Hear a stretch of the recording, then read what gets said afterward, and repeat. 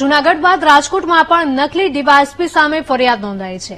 નકલી ડીવાયએસપી વિનોદ દવે સામે ફરિયાદ નોંધાઈ છે. વિનીત દવેએ બે ભાઈઓને સરકારી નોકરીની લાલચ આપી 25,50,000 રૂપિયાની છેતરપિંડી કરી હતી. આરોપીએ રેલવે અને પોલીસ વિભાગમાં નોકરીની લાલચ આપી હતી. જૂનાગઢ પોલીસે અગાઉ વિનીત દવે, શૈલેન્દ્ર વ્યાસની ધરપકડ કરી હતી. જોકે હાલ બંને આરોપી જેલમાં છે. સંવાદદાતા વિક્રમ જોડાયા છે ફોન લાઈન પર. વિક્રમ, જણાવશો કે જૂનાગઢ બાદ હવે રાજકોટમાં પણ નકલી ડીવાયએસપી સામે ફરિયાદ નોંધાઈ છે.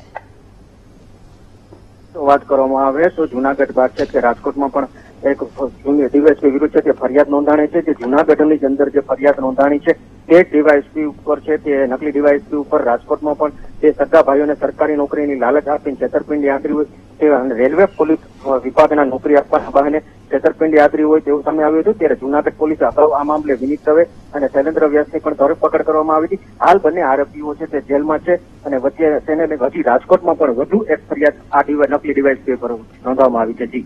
જી બિલકુલ વિક્રમ, તમામ માહિતી બદલ આભાર.